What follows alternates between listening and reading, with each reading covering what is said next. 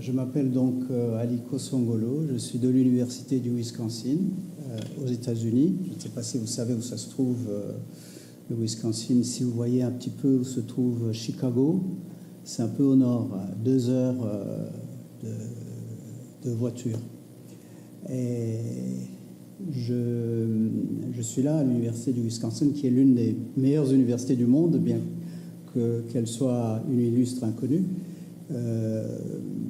Classé dans le classement de Shanghai. Maintenant, on est descendu jusqu'à 40, mais avant ça, on avait été jusqu'à 17e dans le monde. Et une grosse boîte, pas aussi grosse que la MU, qui compte 43 000 étudiants.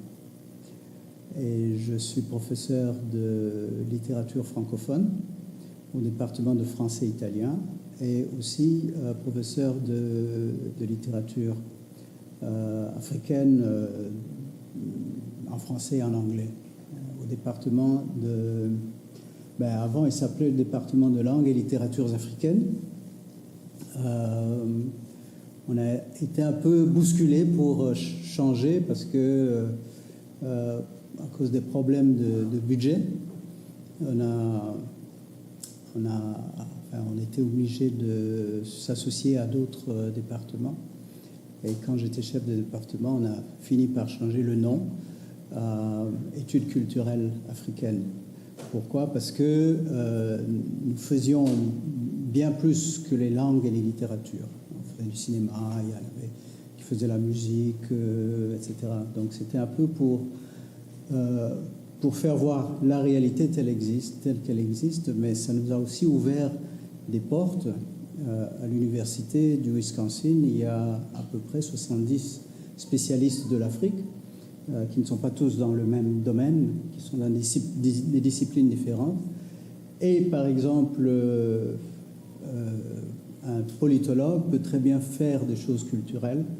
Et donc on a pu obtenir que l'université nous permette de recruter à temps partiel des collègues venant d'autres disciplines. Ainsi, nous avons par exemple un collègue qui fait pour nous un cours sur la culture et la politique du football en Afrique. Quelqu'un qui fait du hip-hop du Sénégal, etc. Donc voilà. Et donc ça fait 27 ans que je suis dans cette université. Et alors, je suis là parce que une convention a été signée entre la MU et la commission Fulbright, franco-américaine Fulbright, pour faire venir quelqu'un ça s'appelle spécialiste. Je vous dirai pourquoi je ne suis pas spécialiste de ce que je vais faire. Mais bon, un Américain qui serait spécialiste d'un domaine et qui pourrait créer des liens de collaboration entre l'AMU, une université africaine, et l'université américaine d'où viendrait cette personne. Voilà. Et donc, l'AMU m'a demandé l'année dernière déjà, quand j'ai passé une année à Aix, parce que quand c'était encore Université de Provence, nous avions commencé une collaboration qui continue à ce jour, qui est là, qui dure depuis 57 ans. Et je vais passer 2 semaines ici, puis je vais disparaître pendant 3 semaines pour vous permettre de lire. Je vais aller à Saint-Louis du Sénégal, faire à peu près la même chose. Et il se trouve que notre université, l'Université du Wisconsin, et l'Université Gaston Berger de Saint-Louis avions des rapports entre 1992 et 2012. Donc pendant 20 ans, on a reçu chez nous des collègues et des étudiants du Sénégal, et eux, ils ont surtout reçu des étudiants. Vous voyez, donc 20 ans de Sénégal et 57 ans d'AMU. Donc on aimerait créer ou faire revivre des rapports entre ces différentes, entre ces 3 universités. Donc voilà, comme j'ai dit, je suis spécialiste surtout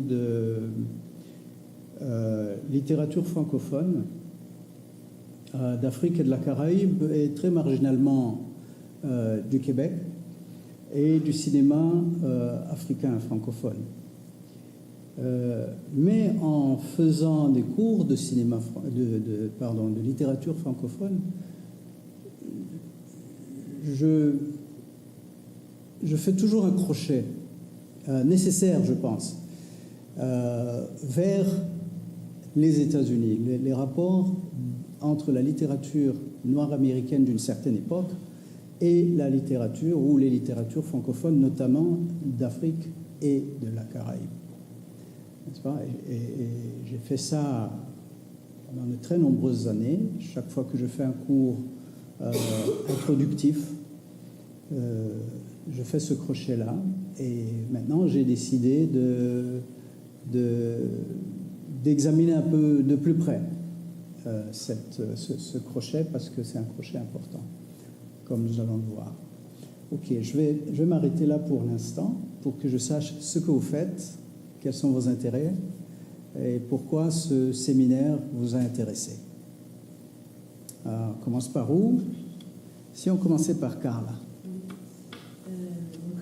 Je suis brésilienne. Je suis en troisième année de thèse dans l'école doctorale Espace Culture et Société au laboratoire Institut des mondes africains, l'UMAF.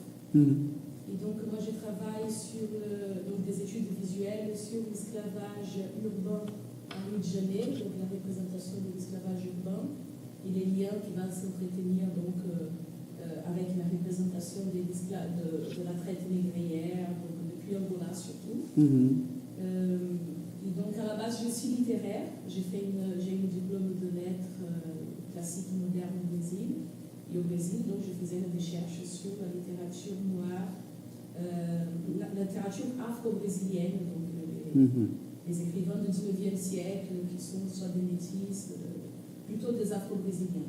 Moi, ça m'intéressait beaucoup de publier un peu, peut-être établir un lien aussi de mon sujet de thèse avec les représentations d'esclaves, des Africains et des Afro-descendants dans l'espace caribéen et aussi aux États-Unis. Ah oui, c'est intéressant ça. Et vous dites que vous êtes doctorante? Oui, je suis doctorante. Ok. Aurore, du Triazam. Alors moi, je suis doctorante en 5e année de pratique et théorie de la création littéraire. La thèse se compose d'un roman et d'une partie théorique. Moi, je suis romancière au départ. J'ai écrit des romans pendant 10 ans et puis je suis revenue à la faculté pour faire cette thèse. Je travaille sur Goya, sur l'œuvre de Goya. En fait, j'ai écrit un roman sur un délire de Goya, parce qu'il a fait le fils de Saturnisme en 1793, donc c'est le sujet de mon roman.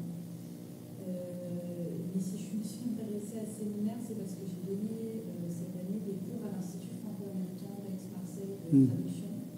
Et j'avais Tony Morrison dans le programme de traduction, et je me suis aperçue que ça pourrait être intéressant d'enrichir mon cours justement sur... parce que l'idée de traduire un texte américain en français, c'est aussi de transférer le texte d'une culture dans une autre. Et donc, je trouvais intéressant justement de creuser cette idée de rencontre entre les écrivains franco-américains et les écrivains franco-français pour développer un peu cette partie-là.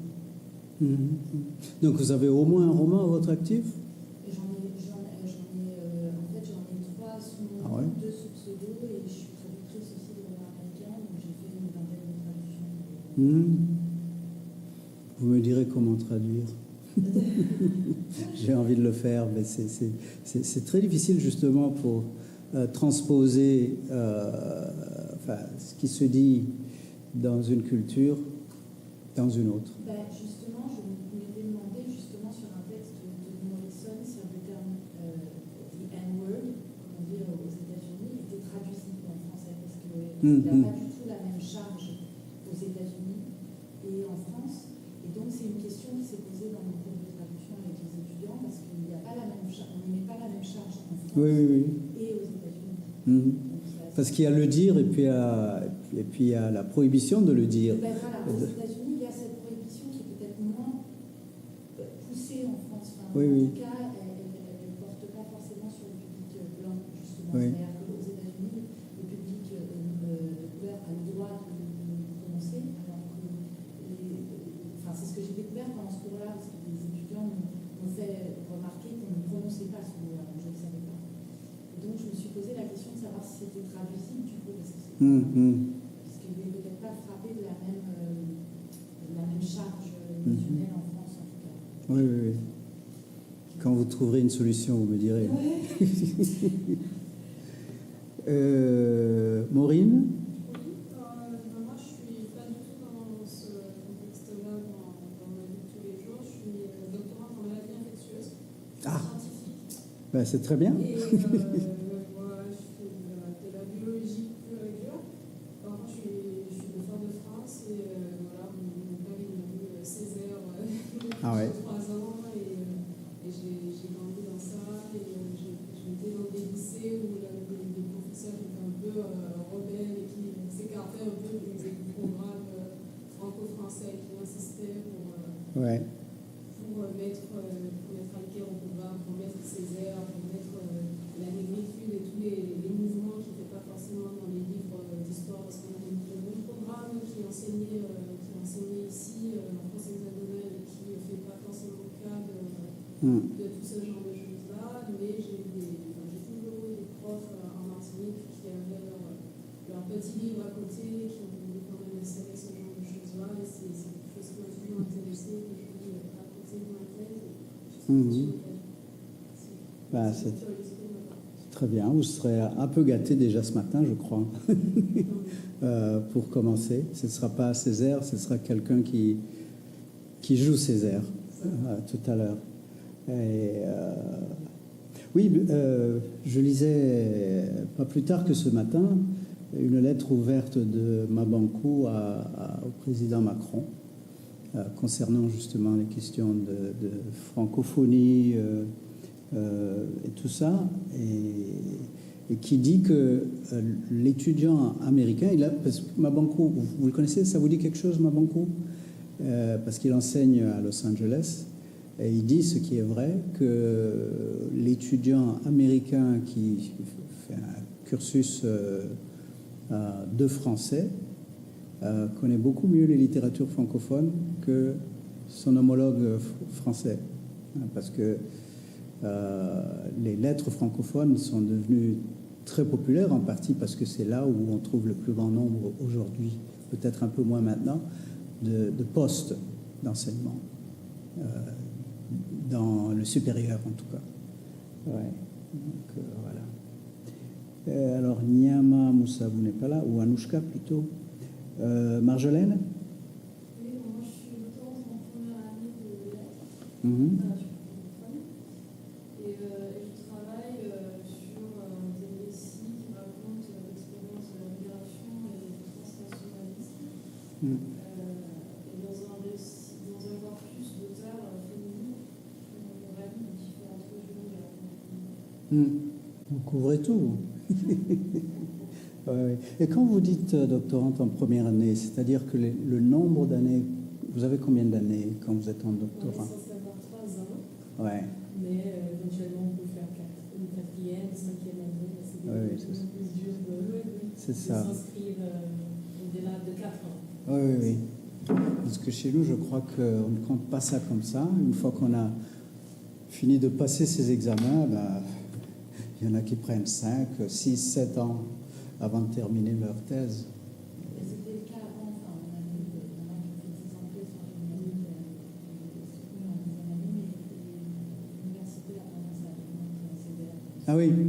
Et qu'est-ce qu'elle fait? Elle vous expulse? Alors, si je texte pour me répondre. Ah, merci. J'apporterai les autres tout à l'heure comme ça. Merci beaucoup. C'est variable. Il faut pouvoir justifier sa demande, en fait, c'est-à-dire avoir une bonne excuse. Pouvoir se réinscrire, de réclamer une année supplémentaire. Ça peut être des raisons. C'est ça. Oui, évidemment, chez vous, c'est le gouvernement qui paye les études? On n'a pas chance de financer. On a pas de bourse. J'ai fait thèse sans bourse. Donc, normalement, son travail, on n'a pas de bourse, on a les droits de s'inscrire un peu plus de temps. Si on est doctorant boursier. Et on coupe la bourse, c'est ça? La bourse, de toute façon, c'est pour 3 ans normalement. Ah, d'accord. C'est un contrat de 3 ans. D'accord. Après, il y en a plusieurs, et puis ça dépend aussi du type de thèse. Nous, les scientifiques, on est quasiment toujours restreints à faire des thèses en 3 ans. C'est exceptionnel qu'on puisse faire une thèse en 4 ans. Il faut vraiment pousser pour la faire. On parle des sciences fondamentales, des sciences dures. Oui. Je crois que ça passe un peu plus vite en sciences qu'en lettres. Mais c'est parce qu'en général, nous, on a un laboratoire, donc on est vraiment... C'est ça. Vous êtes très guidés. C'est surtout qu'on est vraiment 24/24 à faire ça, alors qu'il y en a en sciences sociales ou en C'est ça. qui parfois donnent des cours à côté, qui ont parfois des cours qui C'est ça. c'est pas forcément le cas. Oui. Bon, écoutez, on va donc commencer. Je vais vous parler, on va discuter. Vous pouvez m'interrompre à n'importe.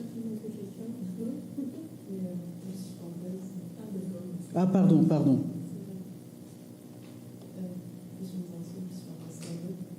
Pardon? Oui, pardon. Et en Master 2, vous faites quoi? Je fais un mémoire sur le travail éditorial de Jesse Fessette dans le Crisis. Et ça s'intéresse énormément à la littérature panafricaine. Littérature Panafricaine. panafricaine. La littérature noire, française, les Caraïbes, Haïti. Du coup, je pensais que ça pourrait être intéressant dans ce cadre de travail. C'était juste la littérature. Et en master, vous faites un mémoire de quoi? D'une centaine de pages? Et puis vous comptez poursuivre après? Oui, sûr. D'accord. Ok, excusez-moi, je vous ai sauté là. Oui, donc nous allons commencer. Ce que j'ai proposé, c'est migrations et rencontres, et spécifiquement pour parler de la rencontre, ou des rencontres plutôt, qui ont eu lieu à Paris notamment, mais au-delà aussi en France, entre les écrivains noirs américains et les écrivains africains et antillais. Et ce que ces rencontres ont pu produire comme influence, comme collaboration parfois, et comme relation personnelle durable dans certains cas.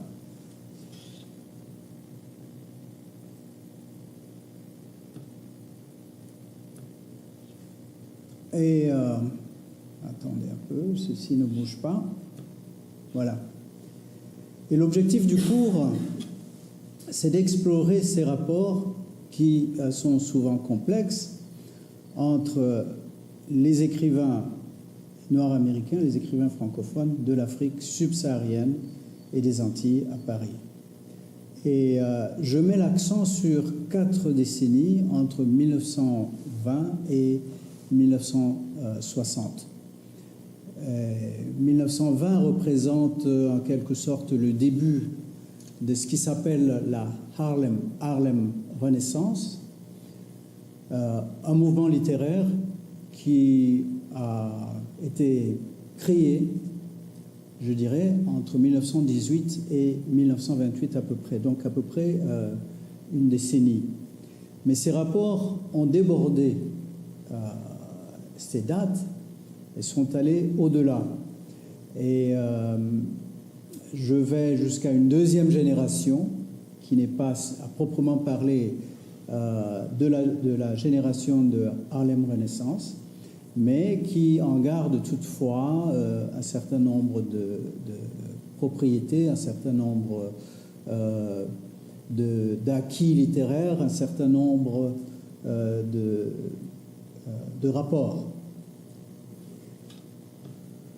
Et les Noirs américains viennent à Paris à la recherche, à la quête d'une société qui soit plus libre, qui permet un certain développement, une société qui est différente de la leur.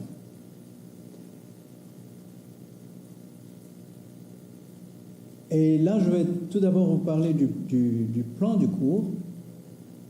Cette première session aujourd'hui, au cours de laquelle je vais vous donner un contexte historique. Donc je vais faire, disons, un pas en arrière pour voir ce qui s'est passé immédiatement après la guerre de sécession et donc après l'abolition de l'esclavage. Et puis ce qui s'appelle la reconstruction entre 1865 et 1877. Cette reconstruction a été plus ou moins brutalement interrompue. Pourquoi ? Parce que les États du Sud qui ont perdu la guerre n'ont pas toléré qu'il y ait une certaine égalité, tout au moins juridique, entre les Blancs et les Noirs. Donc, État par État, un certain nombre de lois ont été instituées, et dans l'ensemble, ces lois s'appellent Jim Crow Laws, les lois de Jim Crow, c'est-à-dire qui ont institutionnalisé la ségrégation. Et surtout dans le Sud, mais aussi un certain nombre d'États qui se trouvent entre le Sud et le Nord. Et on parlera aujourd'hui des enjeux de la manumission, c'est-à-dire de la fin de l'esclavage. Et donc il s'agissait maintenant de savoir, mais qu'est-ce qu'on va faire de cette liberté qu'on a acquise ? On va parler de la Première Guerre mondiale et l'arrivée des écrivains américains noirs en France. Et puis, bon, vous n'avez pas eu l'occasion, je suppose, de lire ce texte, mais je vais le commenter et vous le lirez à votre aise. Et puis, à la fin, pendant la dernière heure, la deuxième heure, on verra un documentaire. Non, c'est une docu-fiction qui parle de Césaire, mais aussi qui surtout illustre une première rencontre entre les écrivains d'Afrique et de la Caraïbe, notamment Senghor et Césaire, avec des écrivains noirs américains. D'accord ? Bon, dans la deuxième session, nous commencerons avec la dépression économique qui a marqué, si vous voulez, la fin du mouvement de Harlem Renaissance. Et puis, la rencontre à Paris pendant l'âge du jazz, pendant les années 20, les années 30, etc. Et alors suivi de Harlem Renaissance et la migration des écrivains à Paris. Et la rencontre des écrivains qui s'en est suivie, plus spécifiquement la naissance de la négritude avec Césaire, Senghor, Damas et d'autres. Et là, je pense que vous avez déjà reçu un texte intitulé The Harlem. Vous lisez tous l'anglais, je suppose? Oui. The Harlem Renaissance and the Negritude Movement. Donc, ces textes-là, qui sont relativement courts, une dizaine de pages à peu près, nous aident un peu vont nous aider à la fin de chaque session à discuter quelque chose d'assez concret. Donc, c'est la raison pour laquelle je vous les ai envoyés. Je vous les ai fait envoyer. La session 3, c'est les années 40 et 50, où une deuxième génération d'écrivains migrants est arrivée. Et là, vous allez constater que je mets en paire un certain nombre d'écrivains, etc., écrivains ou leaders politiques, ou leaders pour ce qui est des idées, etc. Et deux événements importants, ce sont les congrès des écrivains et artistes noirs, l'un à Paris en 1956 et l'autre à Rome en 1959. Et là s'opposent deux écrivains, Richard Wright et James Baldwin. Je les mets ensemble, ils sont de deux générations un peu différentes. Richard Wright est plus âgé que James Baldwin, mais ils se sont rencontrés au niveau des idées, ils se sont opposés. Hein, comme tout à l'heure, on va parler de Booker T. Washington et de W.E.B. Du Bois. Hein, je veux continuer à dire ces noms, même Du Bois qui est manifestement un nom français, je vais le dire comme le disent les Américains plutôt que de le franciser. Et alors, Richard Wright et James Baldwin avaient un certain intérêt pour l'Afrique, mais surtout pour les Africains qui étaient ici en France. Et ils ont collaboré. Richard Wright a écrit ce gros livre intitulé Black Power, à la suite d'un voyage au Ghana. Tandis que James Baldwin, qui a aussi voyagé en Afrique, n'a rien écrit sauf un essai qui était une sorte de commentaire sur le Congrès des écrivains et artistes noirs de 1956 à Paris. Et on va essayer de voir cet essai de manière assez précise et voir comment lui il comprend l'Afrique. Parce que selon le système éducatif américain, l'Afrique n'était pas du tout connue. Et alors pour la première fois, ces écrivains américains qui arrivent et qui voient une certaine élite française, ils sont surpris, enfin africaine en France, ils sont surpris de voir qu'il y a des Africains qui sont des écrivains, qui sont cultivés, etc. Puisque tout ce qu'on leur a dit dans le système américain, c'est que voilà, l'Afrique c'est sauvage, c'est la jungle, etc. Et alors ils sont quelque peu surpris. Et alors James Baldwin, nous le verrons dans son essai, regarde d'une manière d'un œil assez ironique ce qui se passe au premier congrès des écrivains et artistes noirs. Bon, Présence africaine, c'est une revue qui existe encore aujourd'hui, qui a été créée en 1947 et qui en fait a rassemblé tout ce monde. Et nous parlerons à ce moment-là d'autres revues qui existaient et qui sont à l'origine, n'est-ce pas, non seulement de la négritude, mais aussi d'autres mouvements. Okay. Donc ce sera ce jour-là, la session 3, ce sera Princes and Powers. La 4e session jettera un coup d'œil sur les années 1960 aux États-Unis, c'est-à-dire la lutte des droits civiques aux États-Unis, d'une part, mais d'autre part, les indépendances africaines.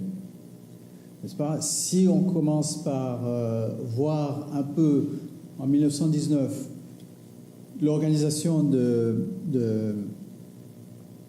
d'un congrès panafricain par Du Bois et d'autres, on verra que ce congrès avait comme objectif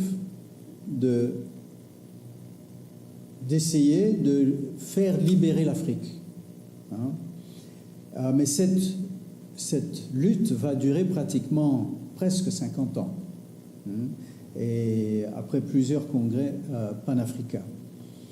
Donc, mais ces luttes, bien qu'elles soient différentes, l'américaine et l'africaine, visent un même objectif, c'est-à-dire la naissance de la démocratie et la naissance d'une société de part et d'autre démocratique et égalitaire.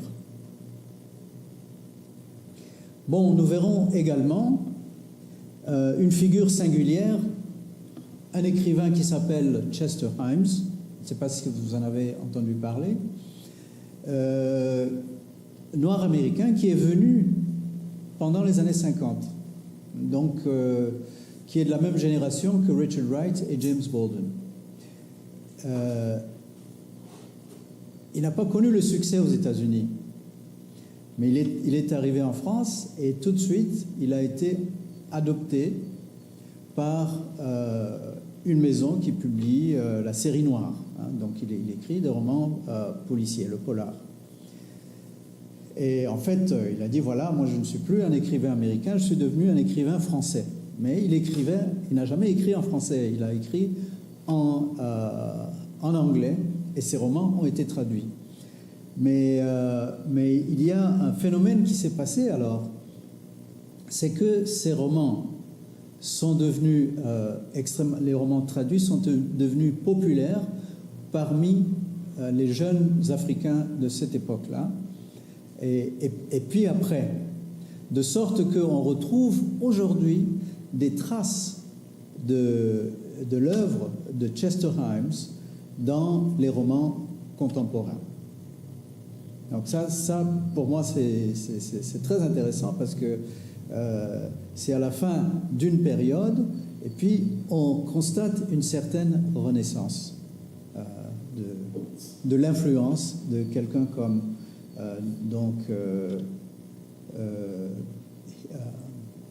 Chester Himes. D'accord ? Ce jour-là, on verra également I'm Not Your Negro, un film nouveau de Raoul Peck qui a été même nominé aux Oscars dans le domaine du documentaire. Hein, c'est un roman tout à fait saisissant. Et là, nous allons constater, nous en aurons parlé avant, mais nous allons constater une certaine différence entre James Baldwin et Richard Wright. Richard Wright est allé en Afrique, il a écrit un livre. James Baldwin est allé en Afrique, mais n'a pas écrit là-dessus, bien que nous sachions qu'il avait un certain engagement envers l'Afrique. Et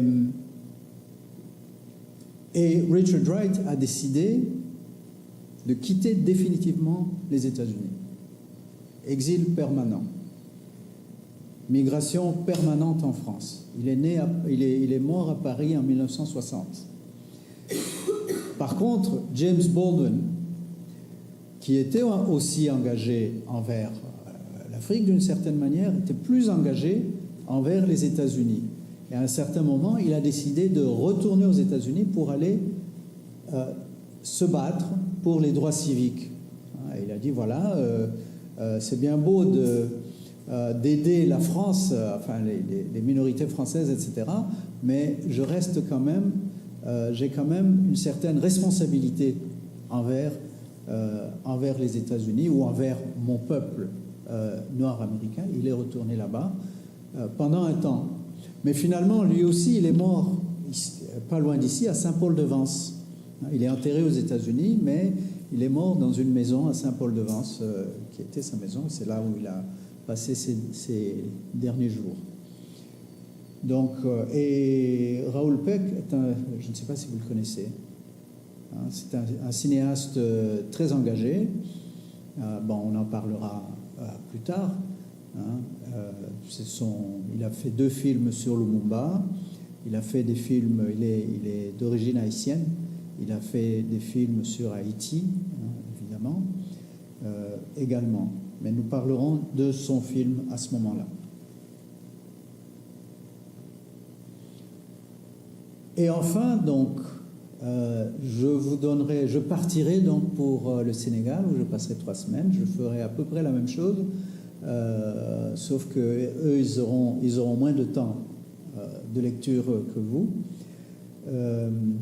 Et au retour, vous aurez lu, j'espère, Banjo de Claude Maquet, qui est l'une des figures les plus importantes de la Harlem Renaissance, et Le Docker noir d'Ousmane Sembène. Ousmane Sembène est un écrivain mort maintenant, il est mort en 2007, je crois. Ces 2 romans ont eu lieu à Marseille. Et donc, la question reste à savoir, souvent, s'il y a eu influence entre Claude Maquet et Ousmane Sembène. Mais en tout cas, vous retrouverez Marseille et la présence de Noirs des États-Unis aussi bien que de Noirs d'Afrique à Marseille. Et un deuxième couple de romans, c'est le roman Plan B de Chester Himes et Cercueil et compagnie de Simon Jamy. J'ai déjà mentionné Chester Himes. Simon Jamy est un écrivain camerounais qui écrit donc aussi des polars, mais un petit peu à la manière de Chester Himes. Donc ça va être intéressant. Voilà. Donc c'est ça le plan général du cours. Donc revenons sur aujourd'hui, ce qu'on va faire. On va parler de l'esclavage en Amérique et la colonisation en Afrique. À la fin du XIXe siècle, le noir se trouve partout dans le monde, dans une situation subordonnée. Pendant près de 4 siècles, l'esclavage avait battu son plein.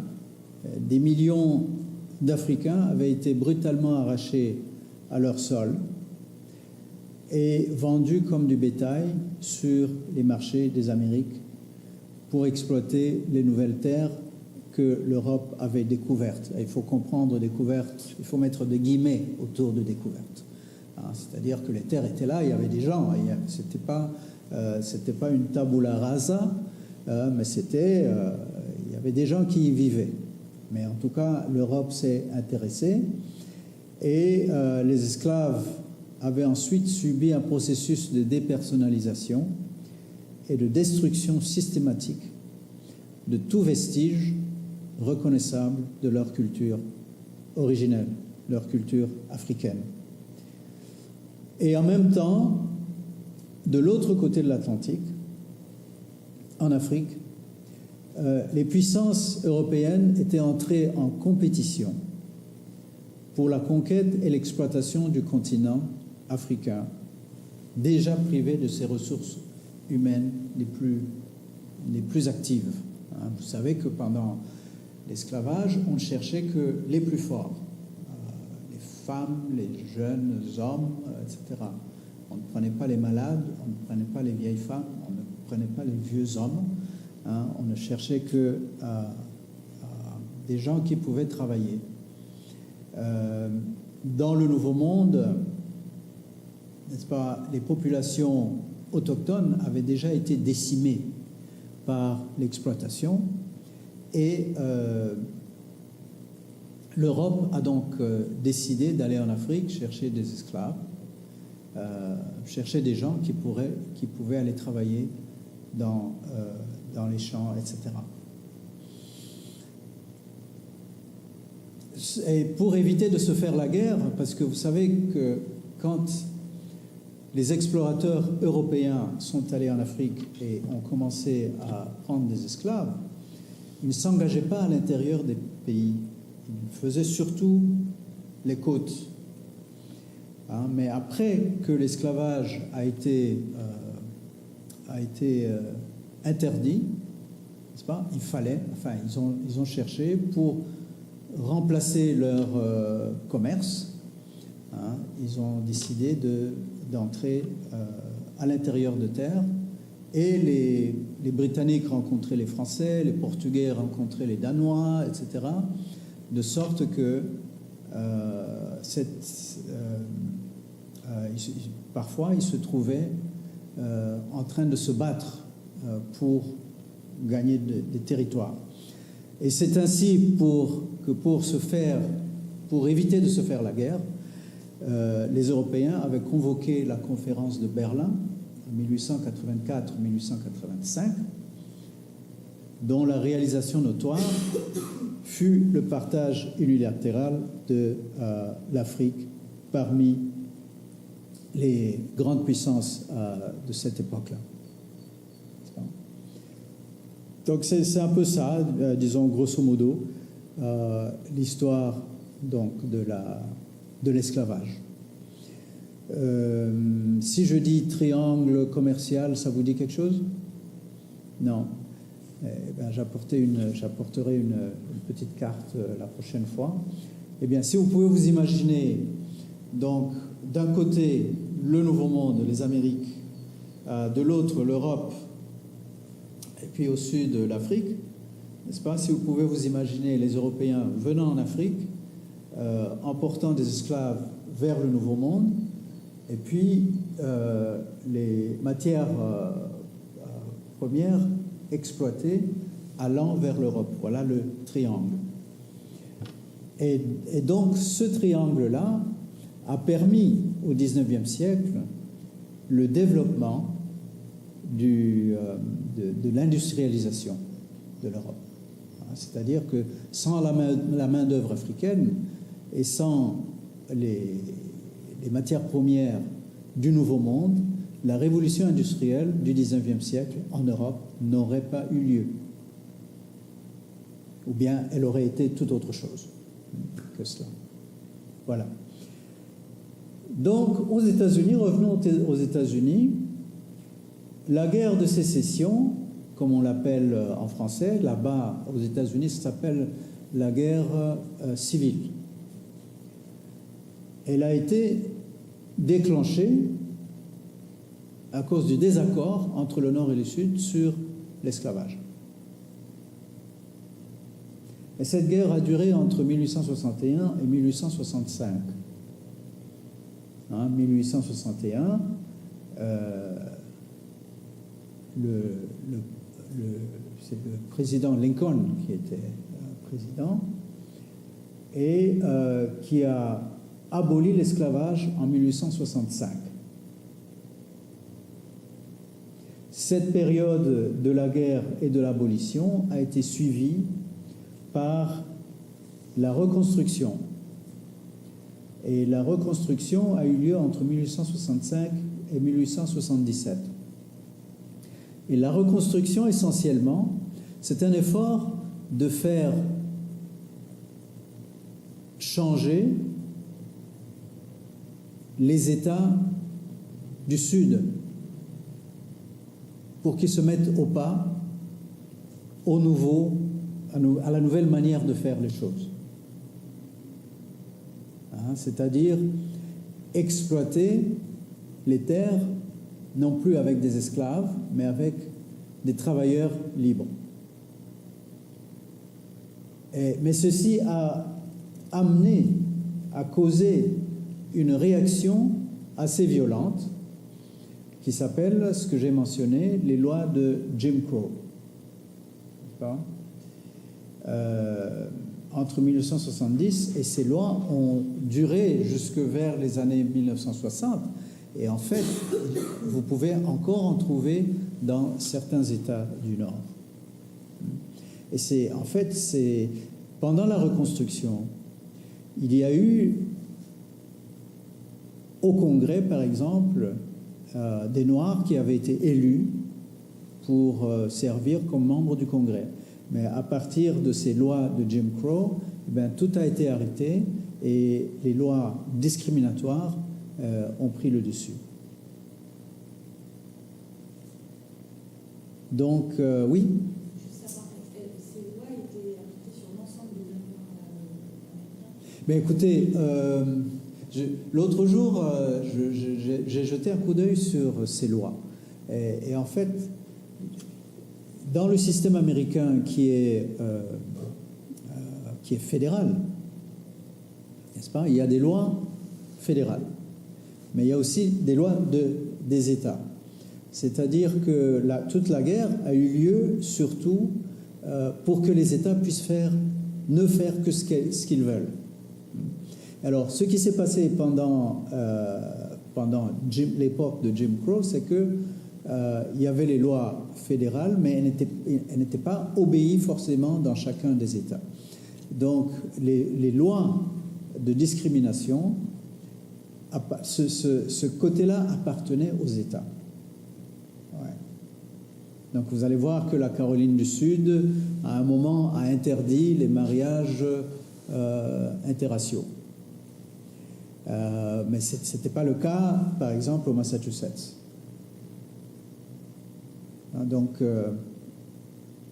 on les appelle dans l'ensemble Jim Crow, mais elles sont très différentes d'un État à l'autre, et surtout dans les États du Sud.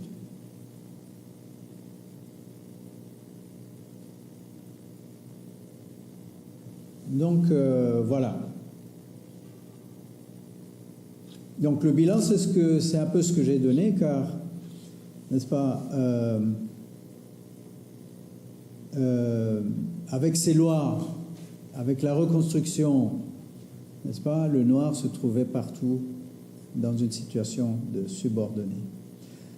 Maintenant, les efforts de redressement de cette condition n'ont véritablement commencé qu'au début du XXe siècle.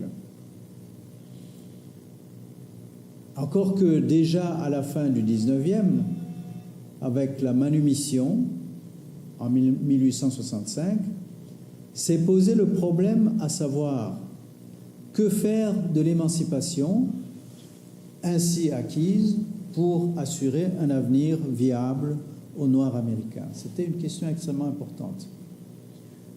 Voilà, oui, on a la liberté, mais on y arrive les mains vides, hein, économiquement parlant. On y arrive sans pouvoir, on y arrive sans influence, on y arrive totalement dépendant du maître, de l'ancien maître. Alors que faire? Sur ce sujet, deux leaders noirs émettront des idées diamétralement opposées, et ces deux leaders s'appellent Booker T. Washington et W.E.B. Du Bois.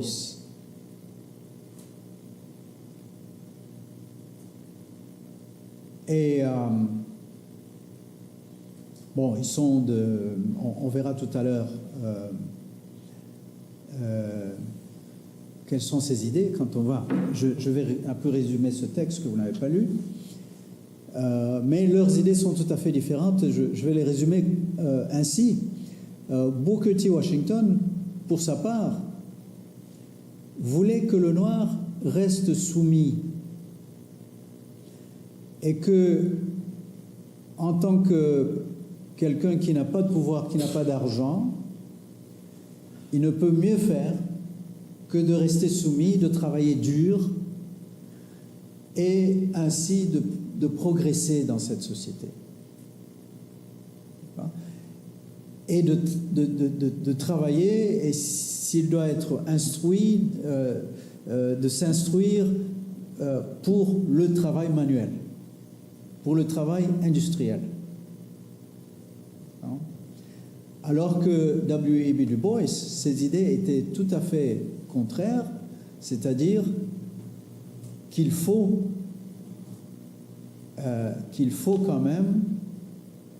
surtout peut-être que le noir soit aussi instruit dans les lettres et les arts. Qu'il fallait être formé intellectuellement. Et que c'est grâce à cet intellect que l'on peut faire avancer les choses. Vous voyez? J'ai une question. Oui. Est-ce que vous posez maintenant ou on attend à la fin? Pardon? Les questions, est-ce qu'on peut poser? Oui, n'importe quand, oui. Par rapport à Washington, est-ce qu'il voyait que dans un futur, cette insertion manuelle, c'était dans une période spécifique pour pouvoir trouver une place dans la société, ou est-ce qu'il voyait, par exemple, dans un avenir un peu plus, dans un délai plus long, la formation aussi intellectuelle du noir? Je ne sais pas s'il est arrivé jusque-là. Le livre qu'il a écrit, qui est son autobiographie, s'appelle Up from Slavery. Je crois que c'est là maintenant. Oui. Up from Slavery. Lui-même, il est né esclave. Hein? Et il est devenu le président d'une première université noire dans le sud des États-Unis, le Tuskegee Institute, hein, qui était surtout une école de travail manuel, travail industriel, etc. Mais il a dit, voilà, si vous êtes né esclave, vous ne pouvez pas prétendre à commencer par être en haut. Il faut commencer par le bas et puis petit à petit se construire. Hein? Je ne suis pas certain qu'il ait jamais vu plus loin que ça. Mais W.E.B. Du Bois, lui, il a vu plus loin que ça dès le départ. Qu'il fallait en fait que qu'il y ait, non pas chaque, mais qu'il y ait un certain pourcentage de Noirs qui soient instruits instruits jusqu'au plus haut niveau possible, hein, pour pouvoir faire la science, pour pouvoir travailler par son esprit. D'accord ? Et pour Booker T. Washington, ça s'appelait le compromis d'Atlanta. Hein, c'est-à-dire la soumission. D'accord ?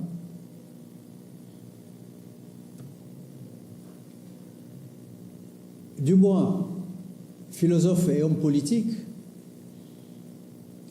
éduqué en Allemagne et à Harvard, l'une des meilleures, sinon la meilleure université des États-Unis, a publié un ouvrage intitulé The Souls of Black Folk, hein, les âmes noires. Ça a été traduit en français comme âme noire, n'est-ce pas, dans lequel il analyse objectivement la situation du noir aux États-Unis. Et Du Bois dit que le noir a une double conscience. Il est américain, oui, mais il ne jouit pas de ses pleins droits en tant que tel, en tant qu'Américain, à cause de la couleur de sa peau.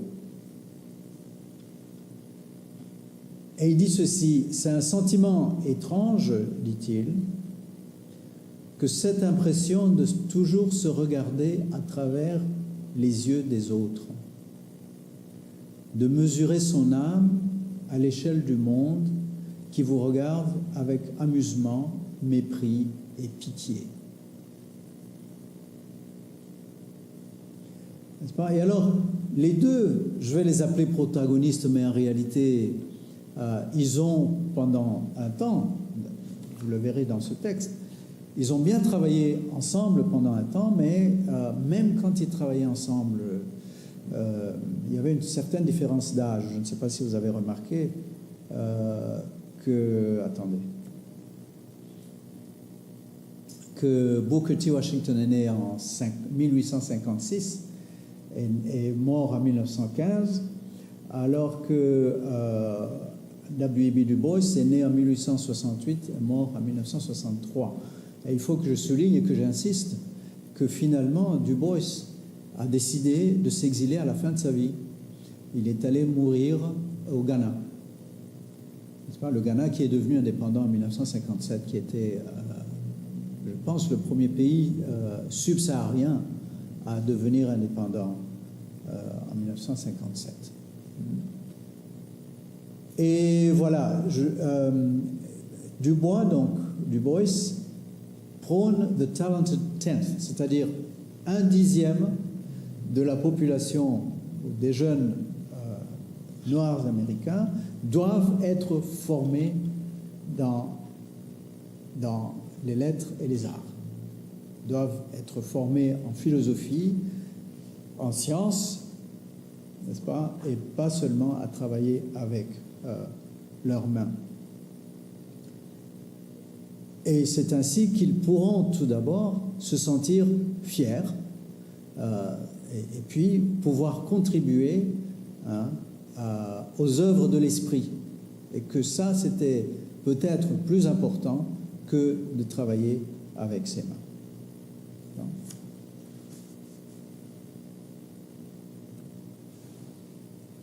Bon, il y a eu un certain nombre de Noirs américains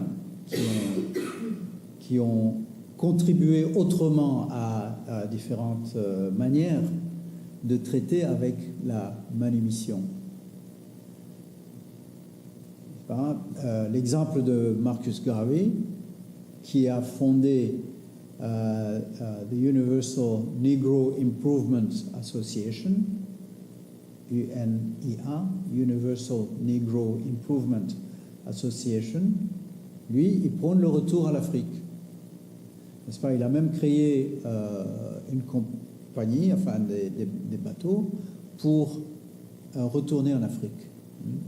Et il a été à l'origine du mouvement Rastafarian, que vous connaissez peut-être, n'est-ce pas?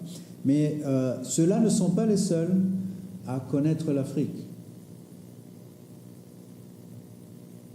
Par exemple, le Libéria a été créé en 1822 par des esclaves qui sont retournés, principalement des États-Unis, mais aussi, dans une certaine mesure, de la Caraïbe. Et le Libéria, donc, la création du Libéria, c'était en réalité une entreprise coloniale. N'est-ce pas? Mais en 1847, le Libéria a proclamé son indépendance par rapport à l'entreprise coloniale. Donc, tout cela aurait pu faciliter le retour, en tout cas a facilité le retour de certains Africains. D'autres, par exemple, un missionnaire noir américain qui s'appelait William Henry Shepherd, qui est allé travailler au Congo, enfin aujourd'hui République démocratique du Congo, qui est mon pays d'origine, soit dit en passant, et c'est grâce à lui que le délit de crime contre l'humanité a été reconnu, déjà en 1907. N'est-ce pas? Ce qui a forcé le roi Léopold II, qui avait eu au partage de l'Afrique à Berlin, qui avait eu comme territoire personnel le Congo, et qui a donc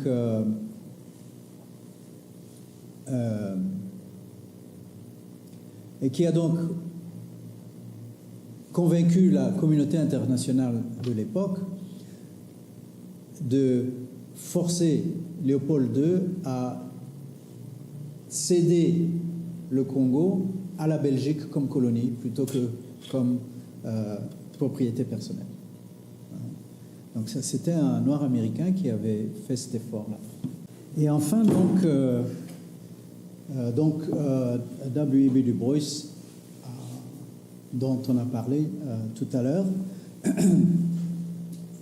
il a co-organisé le premier congrès panafricain en 1919. Et il y en a eu plusieurs autres après. Celui-là, 1919, c'était à Paris. Et le seul objectif de ce congrès, c'était de militer pour l'indépendance africaine en 1919. Si vous pouvez vous rendre compte, c'était juste après la Première Guerre mondiale, dont je n'ai pas parlé. Je crois que j'ai sauté cette partie-là. La Première Guerre mondiale pour les Noirs américains a été une période de découverte. Pourquoi? Parce que d'abord, il y a eu une migration d'à peu près 1,5 million de Noirs qui ont quitté le sud des États-Unis, n'est-ce pas, après l'émancipation, pour aller s'installer dans les villes du Nord, pour chercher du travail. Et avec la guerre, malgré les résistances, beaucoup ont pu trouver du travail, et beaucoup d'autres non. Et puis le débat a été déclenché parce que les États-Unis avaient résisté l'entrée dans la Première Guerre mondiale. Ils y sont entrés qu'en 1917, donc un an avant la fin de la guerre.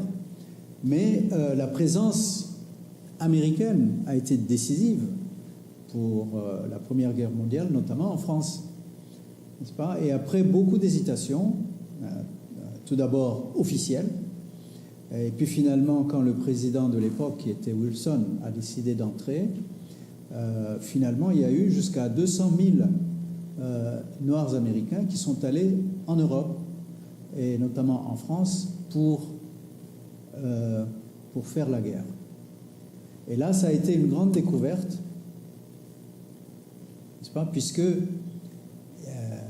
ils ont trouvé que en France, les Noirs étaient mieux traités qu'aux États-Unis, n'est-ce pas? Et ceux qui sont retournés aux États-Unis sont retournés avec cette vision parfois mythique, n'est-ce pas? Puisqu'en même temps que les Français traitaient mieux les Américains, ils ne traitaient pas mieux les Africains, hein, qui étaient aussi là comme ce qu'on appelle les tirailleurs sénégalais et autres.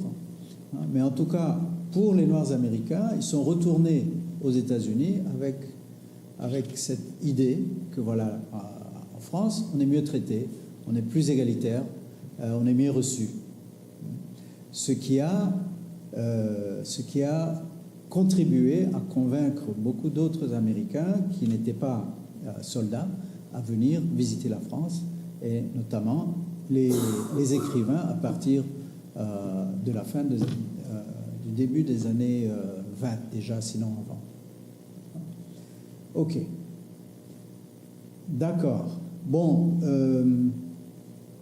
ce texte, vous allez le lire et puis peut-être que vous pouvez en parler. C'est un texte qui est assez intéressant, parce que généralement, et comme je l'ai fait moi-même, on oppose de manière assez radicale Booker T. Washington et W.E.B. Du Bois, alors qu'en réalité, selon ce texte, ils ont eu des rapports assez suivis, des rapports de collaboration, mais aussi, comment il est fait?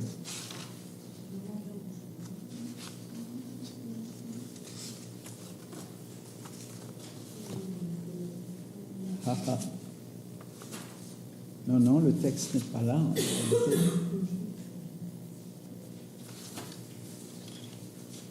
Est-ce que vous avez reçu ce texte par mail? Ok. C'est celui-là plutôt que vous allez lire, parce que ça, c'est incomplet. N'est-ce pas? Il y a des pages escamotées. Bon, en tout cas, vous lirez ce texte et vous me direz ce que vous en pensez.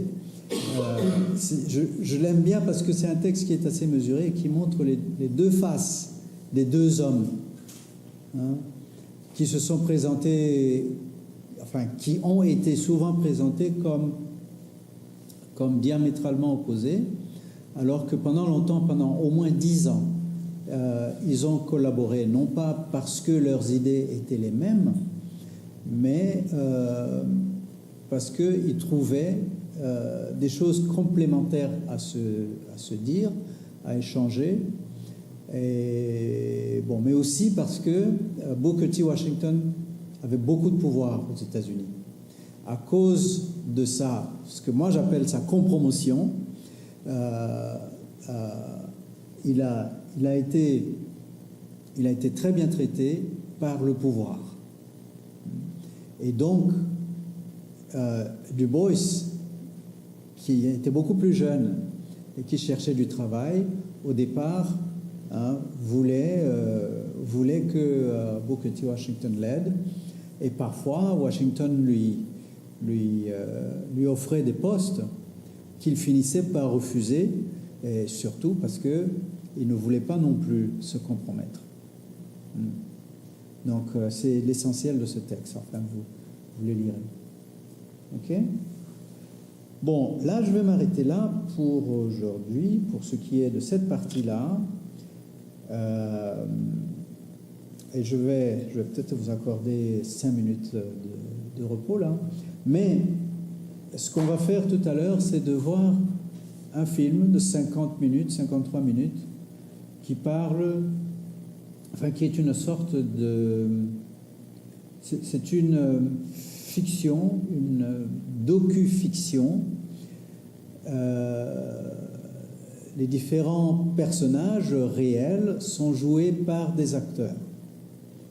Et l'accent est mis sur Césaire, mais aussi, vous verrez aussi, n'est-ce pas, cette rencontre réelle, physique, entre les écrivains africains et antillais, notamment Senghor et Césaire, mais d'autre part également entre les écrivains noirs américains et Senghor et Césaire et bien d'autres.